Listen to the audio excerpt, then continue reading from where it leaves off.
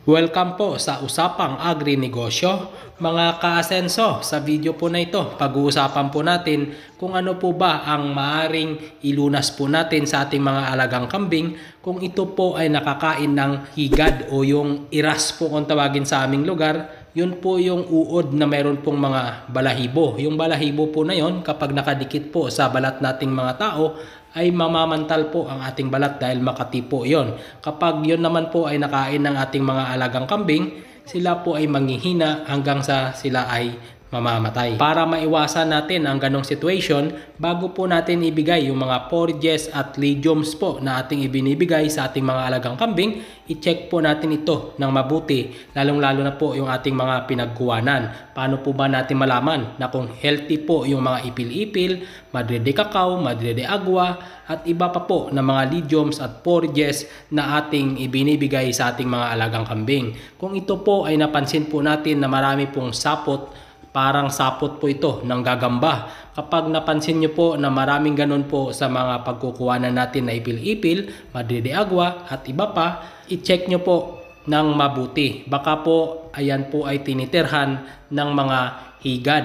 Yan po ay napakakatipo na uod.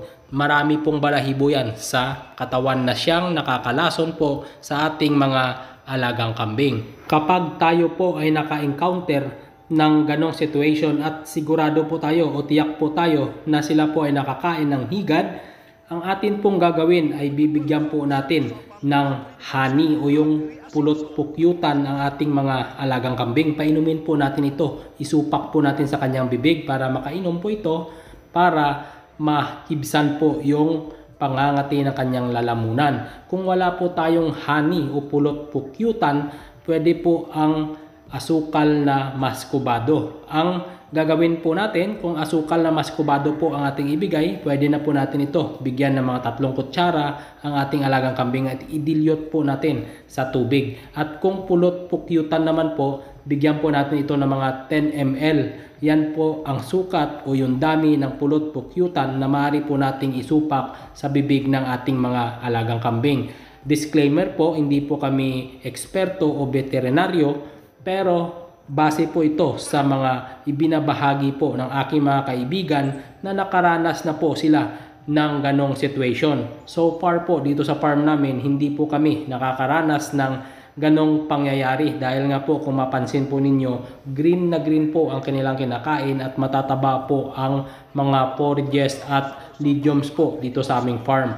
Dahil nga po ang technique para maging mataba po ang katulad ng madre de agua, madre de cacao, ipil-ipil, regular po namin yan na pinuputol ang kanyang mga sanga para magkaroon ng panibagong dahon. Dahil po ang mga madre de agua, madre de cacao, ipil-ipil ay lalong gumaganda po ang kanilang tubo, lalo na po kung ito ay regular po natin na tinitrim. At yung itinitrim po natin, yun po yung ipinapakain natin sa ating mga alagang kambing. Ito po ang dahon po ng madre de cacao. Kung mapansin po ninyo, green na green po ang kanyang dahon at wala pong mga butas-butas dahil nga po ito ay madalas po namin na pinuputol para magkaroon ng panibagong branch o yung panibagong tubo para sa panibagong dahon. Kung kayo po ay nagbabalak na mag-alaga ng mga kahit anong hayop, lalong-lalo na po ang mga kambing, isaalang-alang po natin ang kanilang kakainin o yung maaring makain.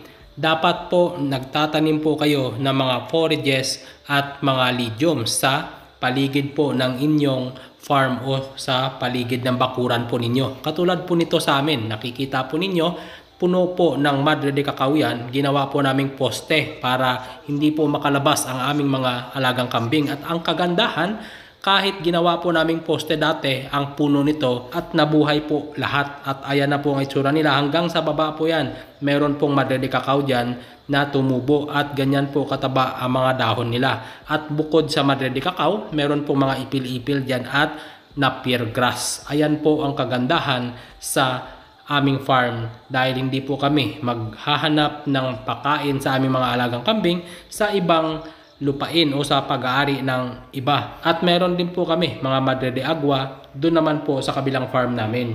abang po yon, in case na kailangan po namin ng ganong pakain, may makukuha din po kami. At isa pa po sa tatandaan ninyo na kapag kayo ay nagbabalak na mag-alaga ng kambing na wala po kayong idea, wag na wag po kayo magsisimula sa mga hybrid. Dapat po sa native kayo magsimula at unti-unti po kayo magpa-crossbreed. Katulad po nito sa amin, nakikita nyo mahaba po ang tenga. Mistiso na po yan, Anglo-Nubian yung may lahing Anglo-Nubian ang kanyang tatay at ang nanay po niya ay may lahi po na native. Kaya medyo mahaba na po ang tenga. Pero ang kagandahan nito, hindi po mahirap alagaan. Unlike po sa mga hybrid na sobrang hirap po alagaan kapag wala po kayong idea.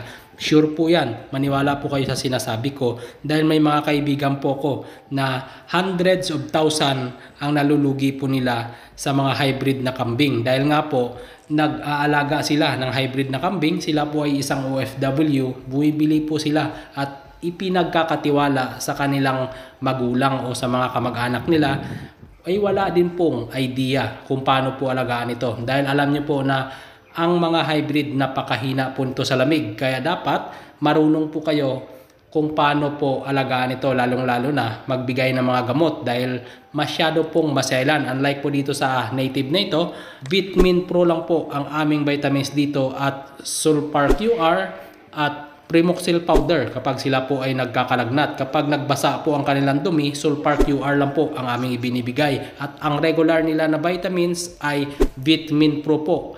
3 to 5 times a week po kami nagbibigay. Pero mostly po 3 times a week po kami nagbibigay ng Vitamin Pro sa aming alagang kambing. Dahil alam niyo po ang Vitamin Pro, kapag yan po ang regular na vitamins ng ating alagang kambing, hindi nyo po mararanasan na magkakaroon ng bloated ang ating alagang kambing. Kung mapansin niyo po sa aming mga alagang kambing, flat lang po ang tiyan nila.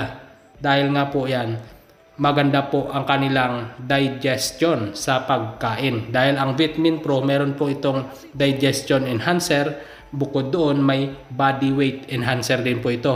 At health enhancer. Kaya malulusog po sila. Hindi po sila mabilis kapitan ng mga karamdaman. At by next month po pala, magpapagawa po kami ulit ng pabahay ng aming mga alagang kambing dahil yung unang pinagawa namin na bahay po sa kanila ay halos hindi na po sila magkasya. Kaya magdadagdag po kami ngayon ng isa pa pong pabahay. Idudugtong lang din po namin doon sa nauna dahil nga po mahigit na po sila sa 20 na piraso. More or less 30 na po ito.